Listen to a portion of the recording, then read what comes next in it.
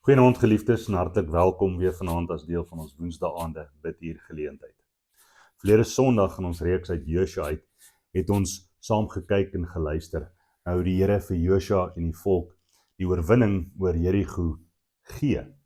Hoe hy op 'n onverwagse, vreemde wyse vir hulle vra om hom te vertrou en hulle eie strategieë, hulle eie planne, hulle eie idees van hoe 'n oorlog gevoer moet word, so 'n bietjie op sy te stel en te sien hoe hy die mure van hierdie magtige vestingstad sal laat neertuimel vir sy volk wat in gehoorsaamheid tot hom leef en hoe hy sy beloftes natuurlik ook nakom aan hulle om vir hulle die land te gee.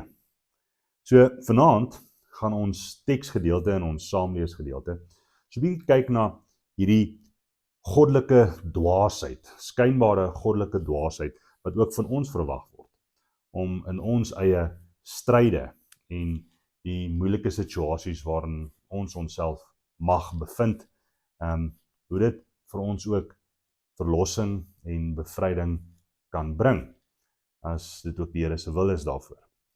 Die wêreld wil ons leer dat daar net een manier is om sukses te behaal, om 'n geveg te oorwin, of oorwinnaar in 'n geveg te wees.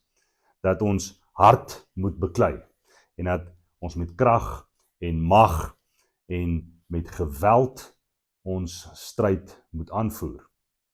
Dat ons soms selfs moet slinkse streke gebruik en wêreldse argumente moet aanwend as ons wil deurkom en uitkom uit die situasies waarin ons onsself bevind.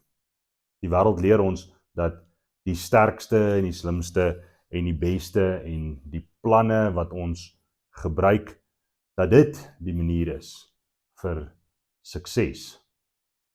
Alhoewel, wat die Here vir ons wys en wat die Here vir ons leer, is dat die met die hart se stem en die met die beste plan en die met die grootste en sterkste wapens nie altyd suksesvol uit die stryd tree nie. Paulus leer ons in vanaand se gedeelte dat die koninkryk van God kom dikwels op 'n ander manier en ons ervaar oorwinning in die koninkryk van God nie noodwendig met wêreldse en vleeslike wapens nie. In 2 Korintiërs 10 vanaf vers 3 tot vers 5 lees ons: Want al tree ons in menslike swakheid op, voer ons die stryd nie in menslike swakheid nie. Met ander woorde, dit gaan nie oor hoe ons die stryd aanpak met ons eie onvermoë en swakheid nie. Maar dit gaan oor op wie ons vertrou. Dit gaan oor op wie se beloftes ons staan en staat maak.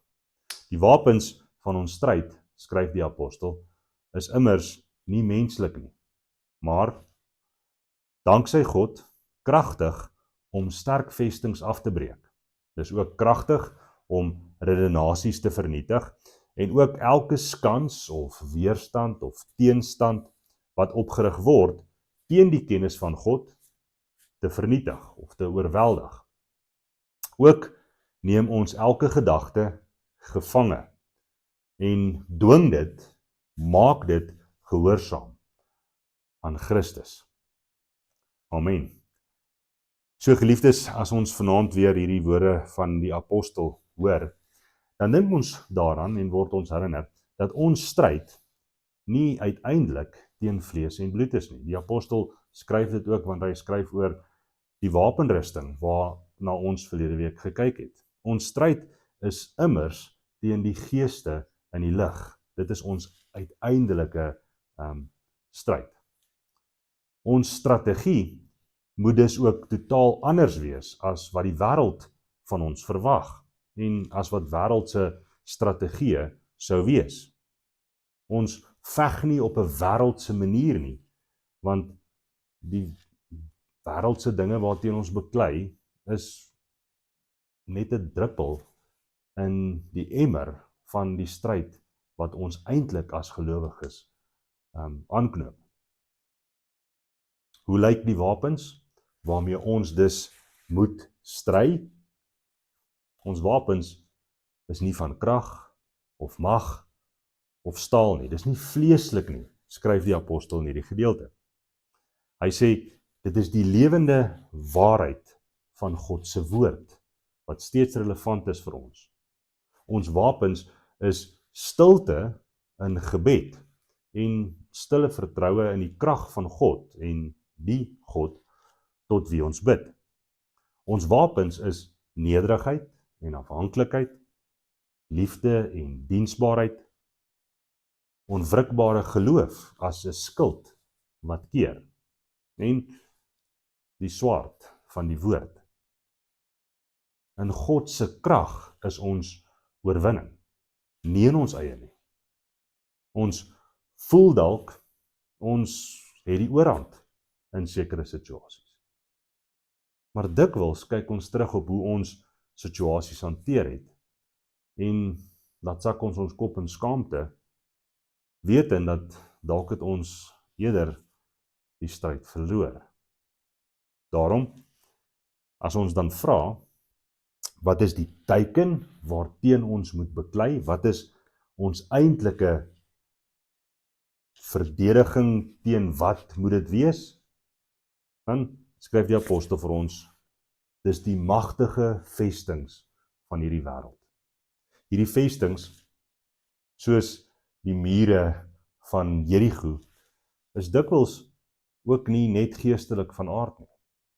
Dikwels is dit fisiese vestings, fisiese aanvalle wat ons beleef. Dikwels is hierdie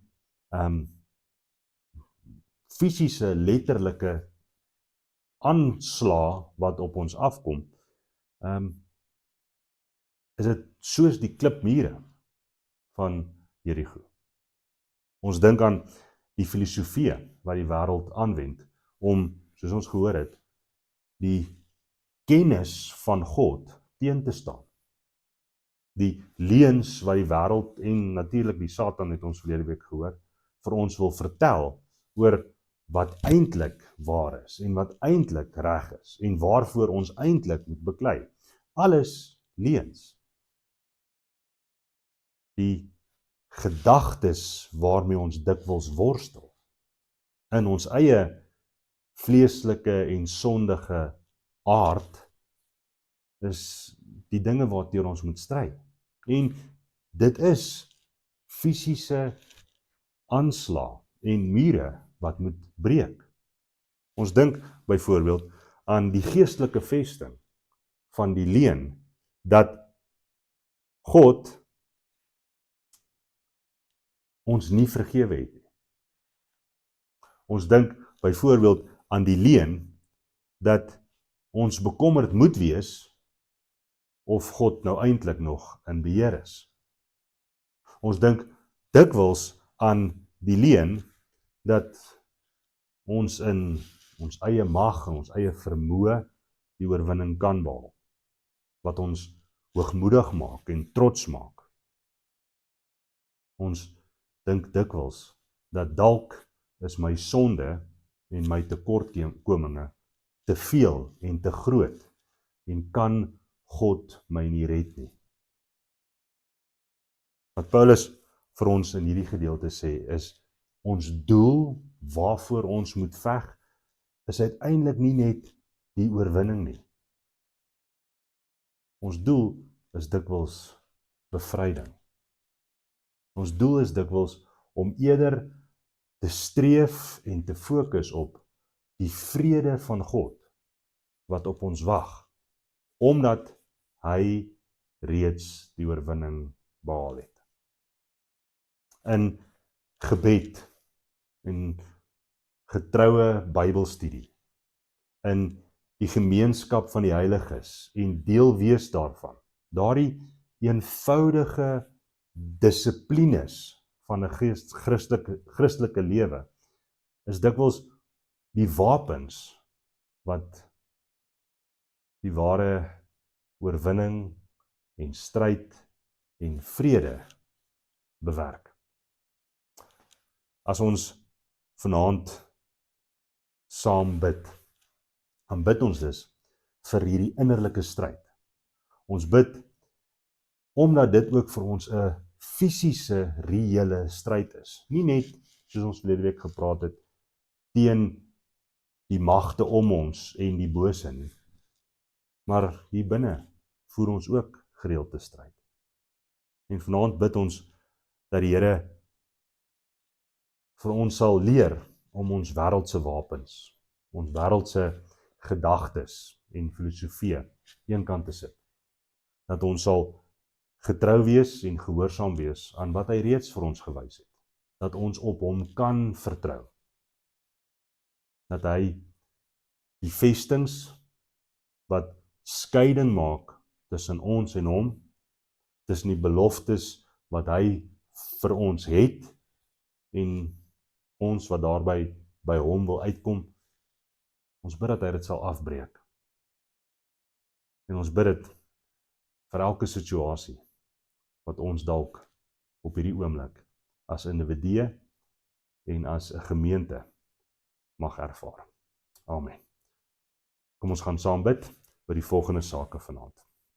In die eerste plek gaan ons met danksegging en met 'n vertrouende geloofsbelydenis die Here loof en prys vir die oorwinning wat hy ook al reeds vir ons laat aandeel wees. Ons bid dat ons sal oorgee. Ons het dit Sondag gehoor, ons bid vir oorgawe in vertroue.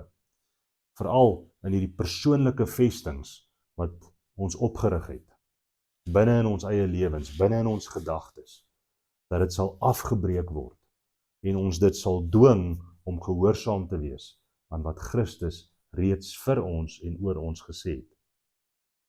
Ons bid dat ons as individue en ons as 'n gemeente ons geestelike wapens sal opneem.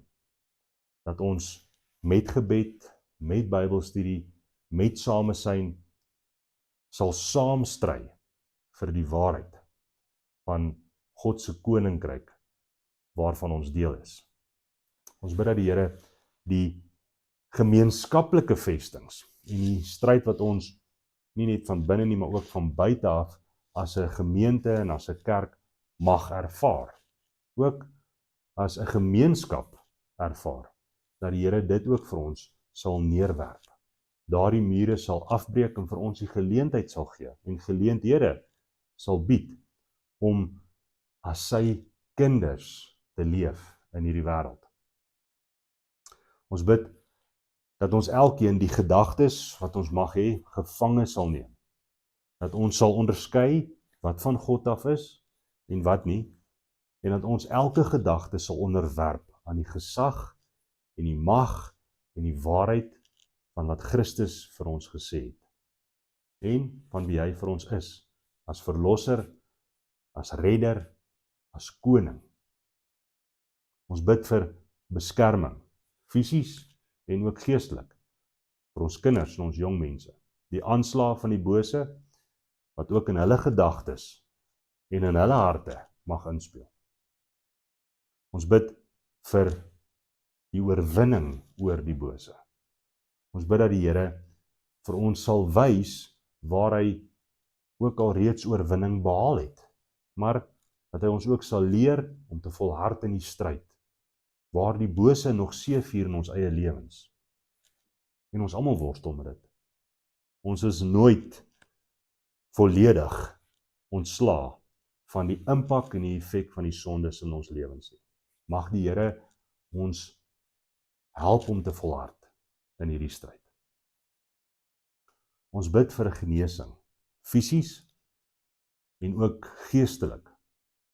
Ons bid daar waar daar siekte en ongesteldheid is, veral in ons nabye konteks en onder ons eie lidmate, dat die Here ook daar oorwinning sal bring. Ons bid baie spesifiek vir klein Amran en haar familie, vir Jovandrey en sy familie, vir Manda en ook vir Herman. Name wat ons oor die laaste paar weke op ons gebedsgroepies al reeds na die Here toe gebring het, maar weer vanaand dra ons hulle op, in ook hulle stryd. Ons bid dat ons ook 'n getuienis sal leef van bevryding. As ons sê dat ons kinders van God is, en dat ons bevry is, oorwin het oor die sonde, dat dit 'n getuienis sal wees in ons lewens, en dat ons die vrug sal dra, wat dit wys. En dan, laastens bid ons vir die volkome en die finale oorwinning van God se koninkryk. Ons bid dat die Here sal kom, en gou sal kom, en die wat aan hom behoort, na hom toe sal neem, sodat ons by hom kan wees, in ewige vrede. Amen. Kom ons bid saam. Almagtige God en Hemelvader, Here, dankie dat ons vanaand weer hierdie geleentheid het om tot U te nader en te vra, Here, help ons om in goddelike dwaasheid, die eenvoud van gebed en vertroue en afhanklikheid en geloof staande te bly. Ons bid, Heer, dat U ons sal herinner dat U reeds die oorwinning behaal het, en dat dit vir ons ook is, dat ons ingenooi word en ingeneem word om ook te deel in die oorwinning van Jesus Christus, ons Here. Vader, vir al die sake waarvoor ons vanaand gebid het, vra ons, sal U ons gebede verhoor? Sal U ons help om staande te bly as gelowiges? Sal U vir ons ook die geloof gee en die vertroue om te volhard in hierdie stryd? Wanneer ons tot U bid, is dit nie uit ons eie verdienste nie, maar in die naam van Jesus Christus, U Seun en ons Here alleen. Amen.